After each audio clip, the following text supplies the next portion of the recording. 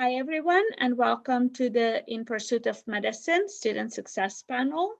Today, you're going to hear from 3 students who have successfully applied to medical school this cycle. I'm going to stop share, and I will invite Hamza, Katiana, and Adi to introduce themselves. And when you do, please include something about your undergrad experience at UCLA, like major, when you graduated, if you have, and what are you currently doing if some time elapsed between your graduation and now. So Hamza is my first on the screen, so why don't you start? Hi. So I graduated from UCLA in December of 2020. I majored in microbiology, immunology, and molecular genetics. I did the research track of that major. I spent some time taking CS courses and stuff as well. And in the meanwhile, while applying, I've been working in my undergrad lab that I've been in since, January of my freshman year. Thank you. Adi? Hey everybody, I also finished at UCLA at the same time as Hamza, December 2020, like fall 2020 quarter. Since then, I have been working as a medical scribe in urgent care, and I started a nonprofit. But I would say the scribing is taking like 90% of my time. And that's pretty much it. Katiana? Hi, good evening, everyone. Sorry, I'm having some camera issues, but my name is Katiana. I graduated from UCLA in 2016. I was a political science and African American studies double major. I originally was planning on going to law school, so I did a career change post-bac at the Cal State Fullerton, and I finished that in winter of 2020. But during my time at UCLA, I did a lot of social advocacy. I helped found the Black Bruin Transfer Success while I was there and worked on a lot of, pretty much a lot of projects like that are focused on that. Right now, I'm currently working full-time, and I also started a nonprofit in 2020. So that takes up a lot of my time as well. These are some amazing backgrounds with a lot of gap years. I'm loving that because a lot of students are looking to take some time off between undergrad and medical schools for various reasons, COVID-19 being one of them, not being able to do a lot of things that they were planning to do. So how would you say, for students who are thinking of taking some time off to spend their gap year in preparation of med school? Adi? Yeah, I'd like to start by saying that I think 75% of the people that matriculate into med school took a gap year. And I think only 25 go straight from undergrad to med school. So there's that. I think people should feel more comfortable taking a gap year. If you look back 10, 20 years ago, I would say maybe 20 years ago, it was very different and a lot more competitive to get into med school. Less competitive, sorry, to get into med school. And there's all these things that are required. So naturally, people have been starting to, take time off, and school, even undergrad, has become more competitive over time, and finding opportunities become more competitive over time. Everything's become more competitive over time. So naturally, people have been taking gap years, and it also makes sense because we're humans. We're not made to sit and be in school for, undergrad, kindergarten to 12th grade for, it's 13 years, and then undergrad 4 years, and then med school 4 years, and then residency for at least 3 years. We're not made to do these things as humans. So I do want to encourage anyone that feels like they might need to take a gap year to take that gap year. One, it'll be good for you mentally, physically, and in all those ways. Number two, it'll probably make you a better applicant, because it'll give you more time to build yourself and, you know, to make those things that you are interested in, whether it be, you know, advocacy or volunteering or creating a company or creating a nonprofit or dabbling in anything you've been interested in, but you haven't had time because you needed to keep that GPA up and you needed to support your family, whatever you had to do. I think the gap year really opens the door for you to do whatever you want and to show who you are through your activities more. And yeah, I don't know if I answered the question. Yes, you did. Hamza and All right. Kitiana, would you like to add anything? Yeah, I can let Kitiana go first, and then I'll say my piece. Oh, thank you. I was just gonna say, completely agree. I think, of course, with me, my pathway was a little bit non-traditional. A little bit, every bit non-traditional. But I think what it really helped me was solidify that this is actually the pathway I wanted to go down. I work in other fields. I work in social work for a little bit. I did a lot of different things that was just like, okay, cool. I know medicine is where I want to go. And I think that's very healthy to do. And again, just like Adi mentioned, like take that time to really solidify this decision, because it is a hard decision. It's a long road. And you also want to make sure you take time for yourself, find a hobby, do something that makes you happy. Don't feel pressured to just go straight through. And also, if, you know, for a lot of people, this is also where they find like a lot of their maturity. Like if you stayed in school your entire life, never worked or anything like that, it's really good for you to get that life experience. And I think that's understated. So I think it's a really good idea.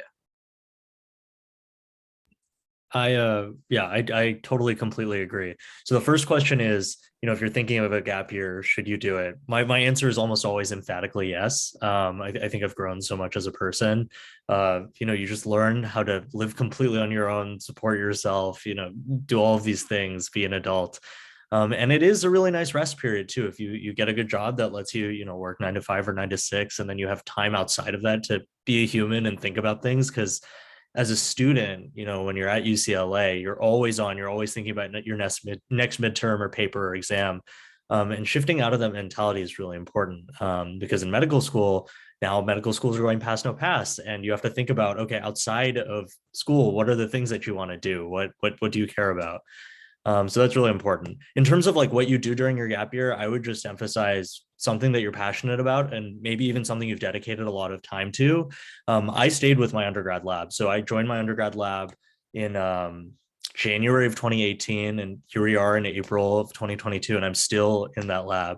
And it was just because I really liked it. I really cared about it. The research was interesting. So if research is something you're interested in, you can continue doing that, or maybe scribing is a great option, social work, what have you, whatever, you know, really fuels your passion and, you know, might help you solidify this decision a little more.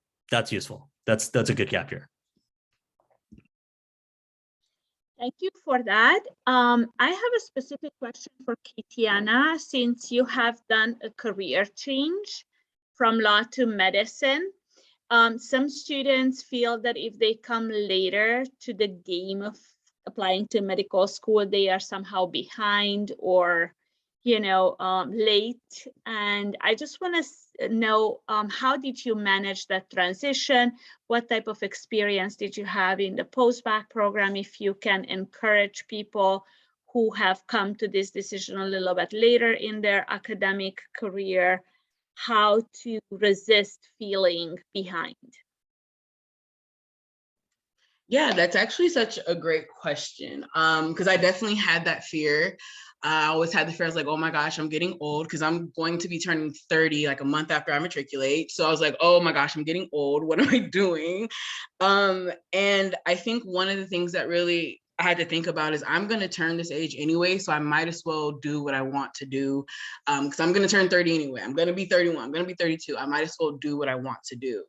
And so that was the philosophy I kind of lived by. And there was always definitely those moments where I was like, okay, I'm kind of behind because some people, even though they did a post back with me, some people knew that this is what they wanted to do. And I feel like they knew so much where I just feel like I was just jumping in. And I think what helped me is literally just asking questions and also finding mentors. I started reaching out to like the Association of Black Women Physicians that's based in LA and met so many mentors through there and really started to understand the process. I looked online, even though some of those spaces can be toxic, but I looked online to find, information on how to apply or like, what do I need to be competitive in terms of applying to medical school? And I think something that also helped is literally just finding other people who were either older than me or my age and having these conversations about how it is okay to be our age, and also understanding the average age of medical school students that are matriculating is getting older and older every year because people are valuing those gap years more. So I think it's gonna be, I should say it's okay to feel like that, but just know that you are not alone and reach out to people who are going through the same exact feelings that you are, because again, you're gonna be that age anyway, so you might as well do something that's gonna make you happy.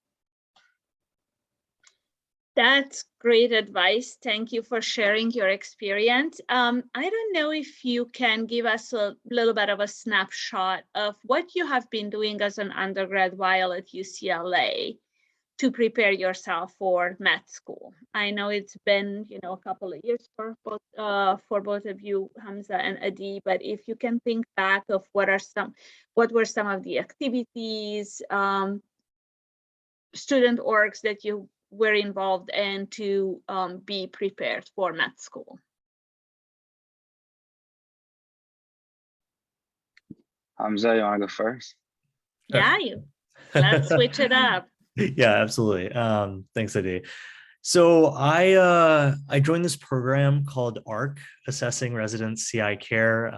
It's still active. Basically, what we did was survey patients at Ronald Reagan for their basically survey how patients felt their physicians communicated with them. I worked with that for a few years. I got involved in leadership. Kind of my philosophy to pursuing these extracurricular activities was do like a few, not a crazy amount, so that you fill up 15 MCAS activity slots, but rather do a few of them and get really, really involved in them.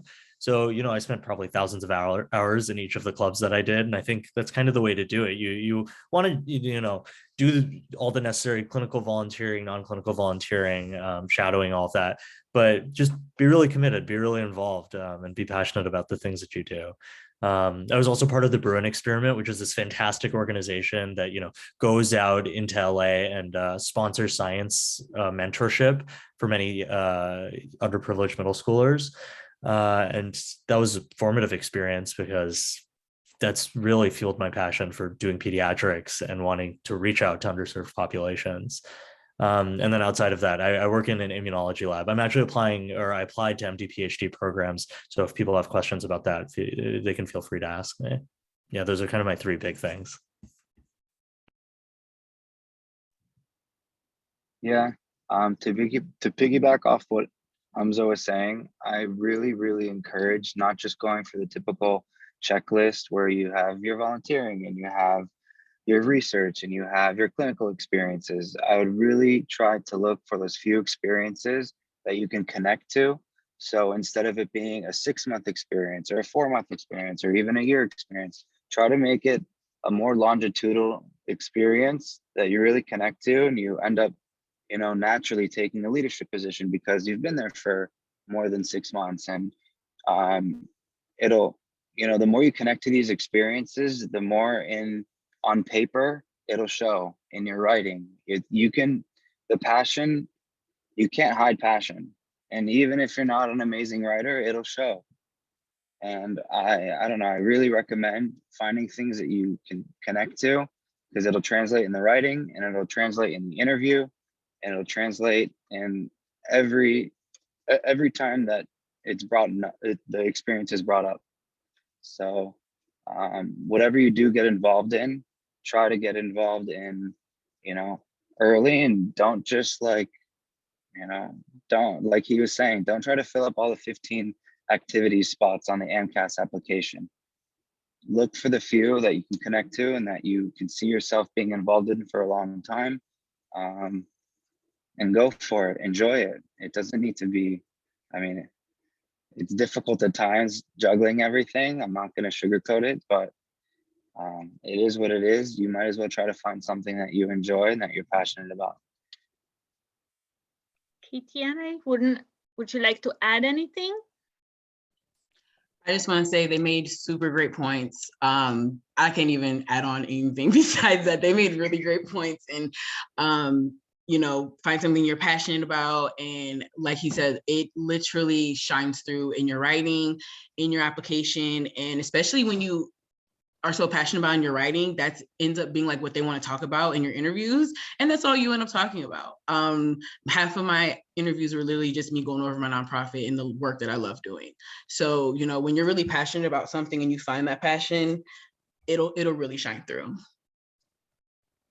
Thank you for that. And I have a question about letters of recommendation, because a lot of my students that I talk to are very stressed over asking professors for letters of recommendation. Did you have any strategy, or do you have any tips you can share with students on how you manage this process? Katiana, you're still on my screen. Would you like to go first? Yeah, sure. So I understand the stress. One, because a lot of classes are huge, right? And you want to stand out. So for me, it was a little weird because I was told, you know, you want to get professors from your undergrad as well as my post-bac. I got lucky because one of my professors from undergrad, even though she's no longer with UCLA, she wrote me a letter recommendation because we were very close. And I think for me, it got a little bit easier. One, because I went to office hours a lot and talked to my professors. And one of my professors ended up being my PI at Cal State Fullerton. So she really, really got to know me between classes and being in her lab. And then I actually had a previous PI before that wrote me my letter of recommendation. And it's just because I'm fairly extroverted, but for my introverted babies, that's okay. Just still go ask questions, even if you know the answer, to be honest. I did that a lot. Even if I knew the answer and I didn't have an actual question, I just wanted to make sure they knew my name and, you know, they knew I was interested in their coursework.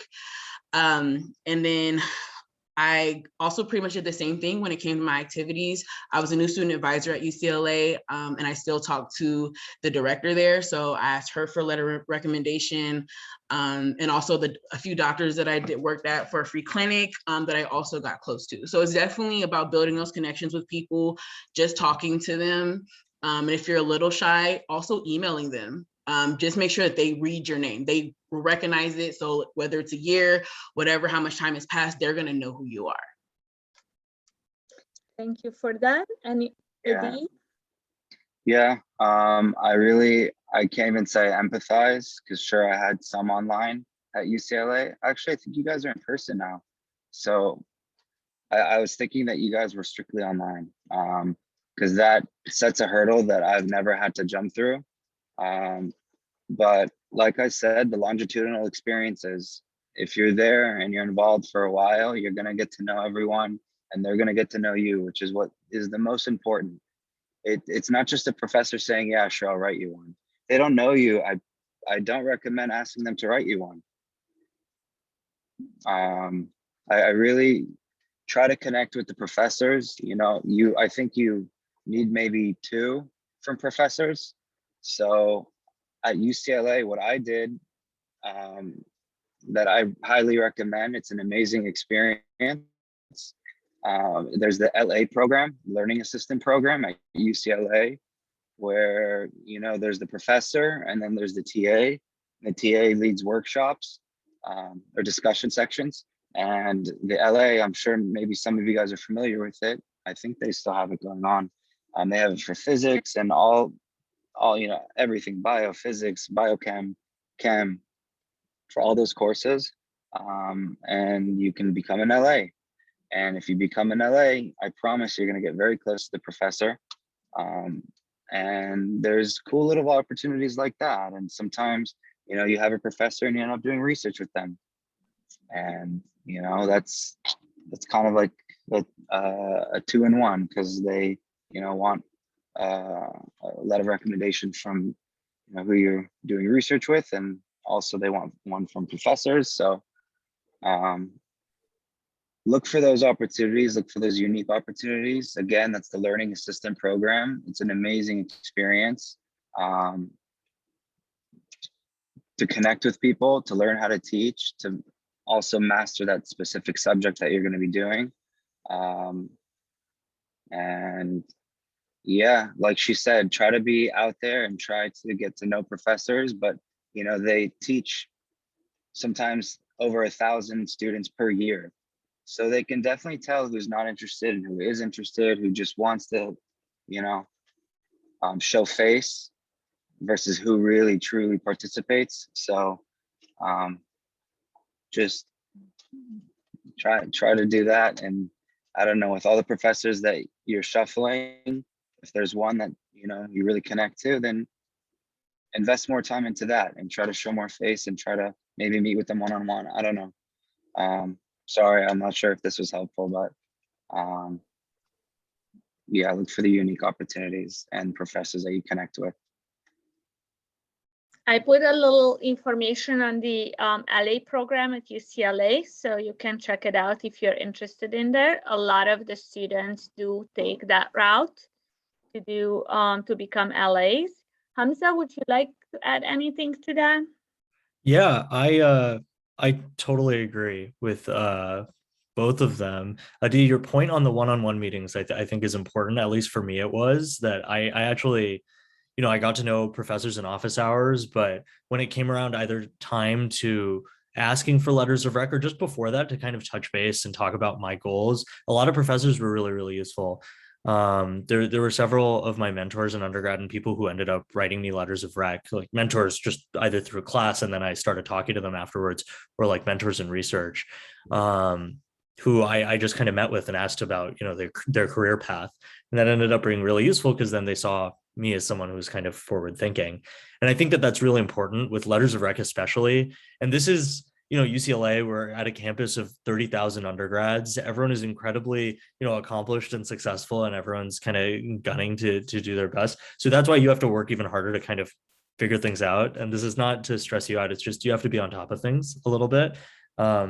It's, my girlfriend went to Yale and it was a little easier over there, I think, because it's like 500 students. So I think at UCLA, you really have to kind of think about things in advance and be really, know that these professors, these classes that you're going into, you have to know how big they are, how you can make an impact. You should know what you're interested in and what you can connect with the professor about.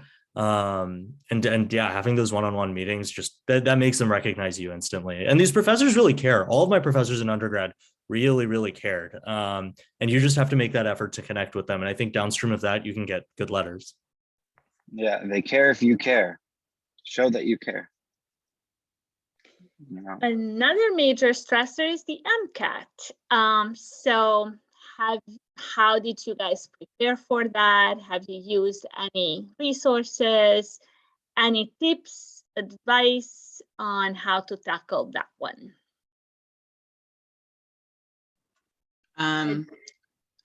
I can start. I started with a lot of tears when I had to start studying, but essentially for me, I got a free class, a Kaplan class, by applying for this UC Davis consortium, and they also gave me free Kaplan books, so I got all that material.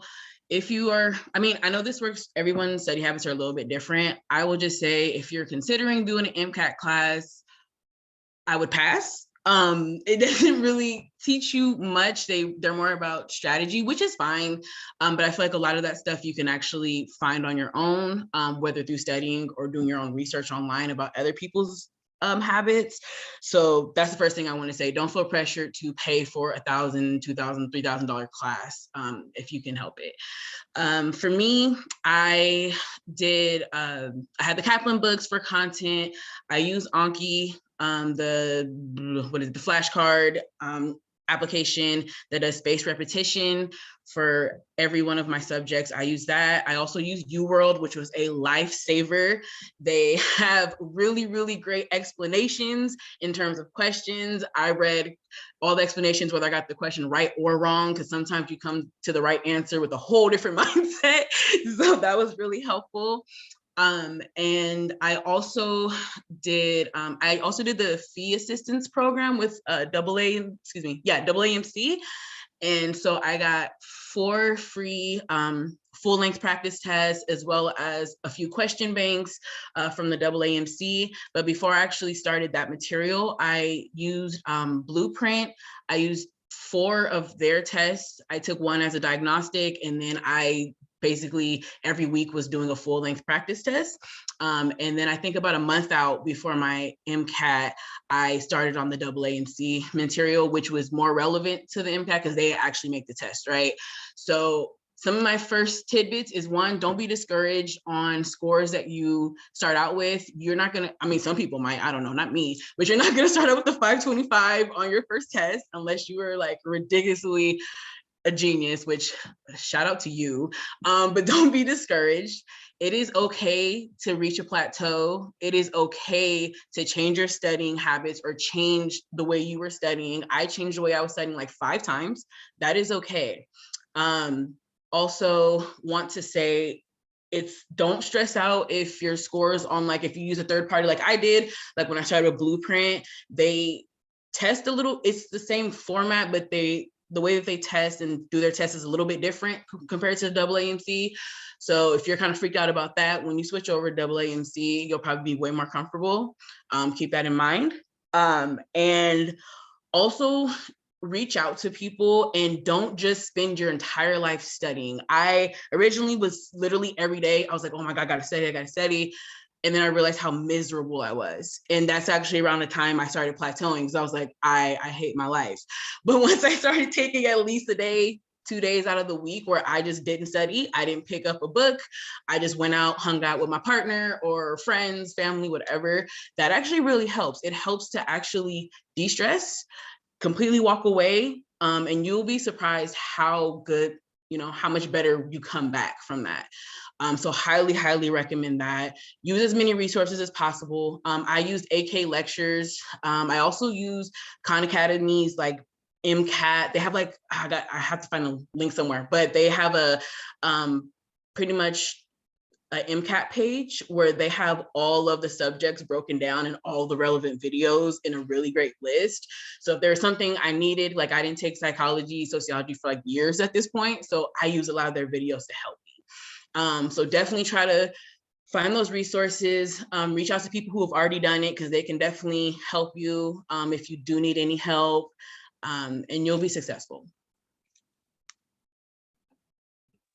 Yeah, I totally agree. And I would say that, for some people, maybe a class is necessary, but for most people, you can get a lot of those skills from the books and also just going on the Mcat subreddit and that sort of stuff.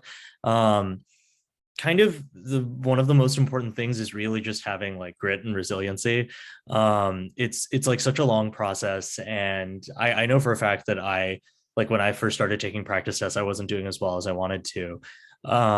But if you put in the work and you also make sure to take care of yourself, your scores will go up. You just have to be smart about it. So UWorld is a must. It is, $250 or $300 you just have to spend, I think. You also should do all of the AMC material. That's really, really important. That'll boost your scores. Anki was amazing for me. It's so funny because Anki uses spaced repetition so that it basically prompts long-term learning. And it's funny because sometimes I'll remember something that was on an Anki card that I saw like 2 years ago, and that still happens.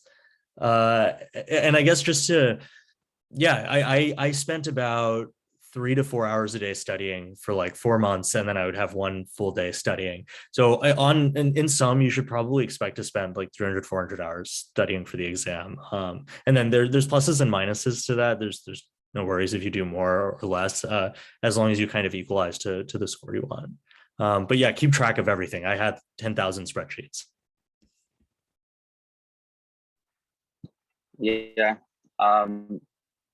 one thing, add on to what they both said, UWorld is incredible, and the AAMC material is also a must.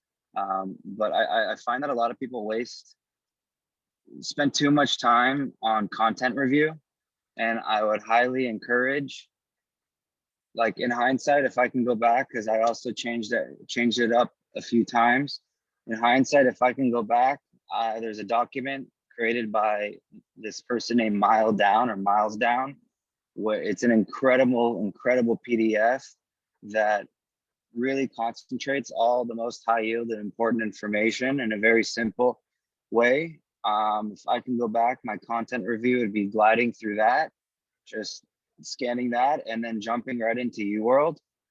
UWorld is amazing. I think they do a very, very, very, very good job on testing you on what will be tested, because a lot of these other companies that are trying to, to make money, just like UWorld, I don't think they hit the nail on the head just like as well as UWorld does. And I know, a lot of med students in med school use UWorld for their exams in med school.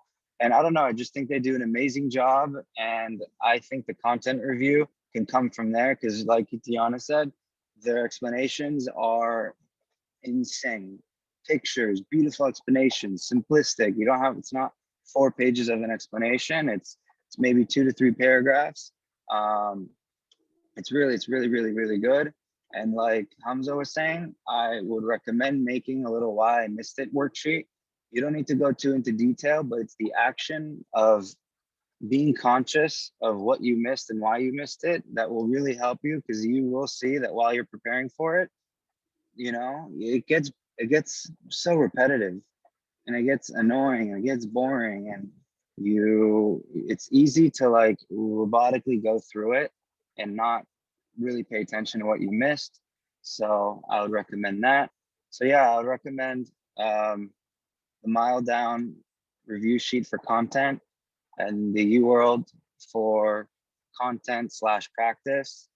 For cars, I don't know if I would use UWorld. I know some people have. I like Jack Weston. It's also a free resource that they post one new passage every day, but you can go back in time and there's hundreds of passages, and people can discuss why they missed it or whatever, what they thought.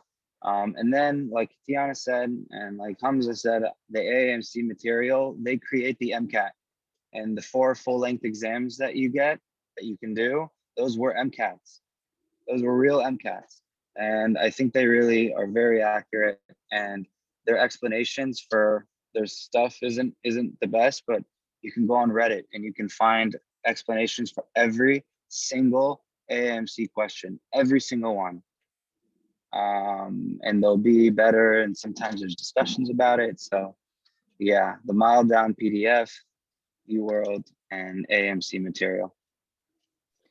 Thank you for all those great resources. I tried to find all of them online. I didn't find Miles Down, but I found, I think, the rest. So if you type in Mile Down PDF, okay. I will. Reddit, you should find it. Mile Down is one word. PDF thing. Okay, I'm gonna try to look for that too. I think Ronak just commented. Okay, perfect. Yeah. Awesome. Cool. See, you guys are very good already. So next question, school selection. I get this question all the time. So once you are at that step, how did you choose your school list? How many schools did you apply to? And what were the criteria that you used in your selection process?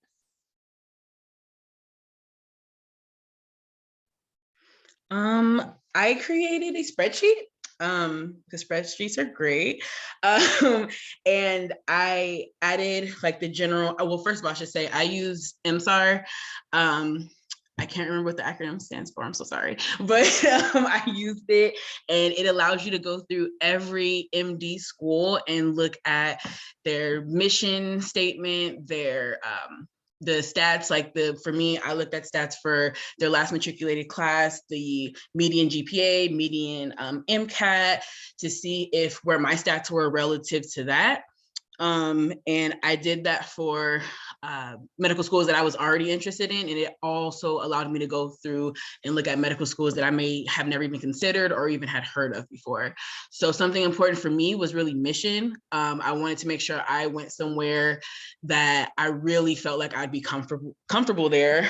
Like as an example, I knew I didn't want to go to the South. That's just a personal thing for me. So I looked at places, of course, in California, more West Coast. I looked at a few places in New York, and then I just kind of went through their mission statements. And then from there, I looked at their stats. For me, I personally applied to every UC, of course, because I'm from California. I had a few reaches, like Harvard. I knew I wasn't going to Harvard, but I was like, hey, why not? I did that. And I also did some where my stats were like pretty above their median, but again, why not? Because I don't think any school is a safety school, so I won't ever call it that, especially when it comes to medical school admissions. But I wanted to make sure I was competitive, and I had a really good school list. So it was a little bit of a mix of a few dream schools, a few schools I was like, I want to go there. California schools, of course, and then some schools that I was pretty much above the median for. And I think I applied to 26. I sent my primary into 26 schools. I ended up doing secondaries for 24 because I didn't realize it till after, but 2 of those schools actually have a graded preclinical curriculum. And I was like, I am not here for that. So I did 24 in total after that. So.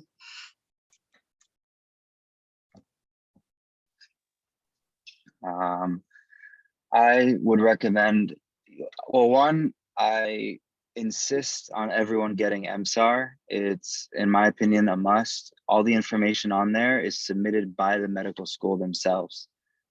So it doesn't get more accurate than that. You see everything, like the GPA and MCAT for people that got accepted, the GPA and MCAT for who matriculated. You see the mission, you see the amount of letters, the minimum, the maximum, at least 2 from science, at least 1 from that. You see everything. All the demographic, you see everything. So MSAR is a must, and I recommend applying broadly. So apply to some schools where your scores are in, their range, and then apply to schools that are kind of a reach, and then apply to safety schools that, like Kitiana did. They're a little bit below her stat-wise. And also look at the mission, because that's what these schools are looking for. They want, all these schools have a mission. And some schools have a mission for being rural, and if you don't come off as someone who actually wants to practice in a rural setting, they might not offer you an interview, even if you have a 524. So look at the mission as well, and apply broadly. There's a lot of resources online. Type in how to choose medical school list Reddit. And you'll find at least the top 3 posts. You can look at those and just scan through them, take everything with a grain of salt. But you can scan through them and you'll have a pretty good idea of how to build your list. And I applied to 32 or 30. And yeah. Thank you, Hamza. Yeah, it was a little bit different, I think, for MD PhD. For MD PhD, I basically applied to schools based on my research interests, which were in immunology. So I just kind of looked at faculty. But MSAR, basically, I've heard is indispensable for MD applications. So definitely get MSAR. Mission is really important. Make sure you know what the school cares about and how you align with it. I would recommend when you're doing your secondaries to kind of try and tailor your secondaries to the school's mission a little bit. And you want to apply to a little more than 20 schools at least. I sent my primary to 25 and secondaries to 24 because one of the secondaries was really long and I didn't want to do it. Yeah. Thank you for that information too. So I want to leave some time for the attendees to ask some questions. So hopefully they have some. So please start thinking about your questions. You can put it in the Q&A or the chat. I have one question to close out my part, is that if you need to pick one thing out of your application or your process to prepare for your application that you think made you a successful applicant to medical school, what that would be? Ooh, great question. I'm going to say my writing. And it's because I'm very good. I'm okay, not to like toot my own horn, but I'm pretty good at narrative writing. And I also, just like how we mentioned earlier, it's very good to know your story and, you know, understand your why of wanting to go to medical school. And I knew my why, the insides and outs, and like really talking about my life. And I think that translated really well, both in my primaries and my secondaries. So my writing was, I think, a really key point. And I think it shouldn't be downplayed in terms of like, in terms of the medical school application. Yeah, I completely agree. For me, I'll talk about writing for a second, then I guess I'll talk about the other things that I felt, you know, were important for me. So writing, super important. I had, at almost every interview that I had an interviewer comment on my personal statement and say, and my style, the interviews that I got were discordant to some extent to like the stat averages for those schools. Like I interviewed higher than my stats sometimes. And I think a lot of the time that was because I had like a strong personal statement that showed why I wanted to pursue a career in medicine and a career in research. And I think that just goes to show that the numbers are not everything. Your story matters. Who you are matters. You know, holistic process or holistic admissions decisions is always kind of a meme, but to some extent it's true. Like as long as you do well enough and you have a good story, I think you 100% have a shot. So what I think was really important for me specifically in the preparation to go to medical school was that school, like undergrad, the grades, the Mcat is kind of the baseline. That's what gets your foot in the door. You need to be exceptional in some way outside of that. You need to really be committed to your extracurriculars, really be committed to advocacy or research or teaching or just something that you care about and you're going to bring to medical school and continue in your career. At least that's where you envision your trajectory going. So for me, school was the baseline, you know, doing well in your classes, doing well in the Mcat. That's kind of the baseline, and outside of that, that's where you really set yourself apart. And I think that was the kind of most important part of my philosophy in applying. Yeah, and just to add on to them, I've seen incredible applicants or people that look incredible on paper not really present themselves well or invest the amount of time that they should have in the writing. And it, you know, they didn't come off as amazing as I thought that they were. So I really think that you should invest into telling your story and telling it well. And I think you should definitely apply as early as you can. I cannot emphasize this anymore. Please, please, please do your best to apply as early as possible. You know, a lot of people pre-write, and I understand if you can't, but just submit your applications as early as you can when they have as many interviews to give out as they do or will have. And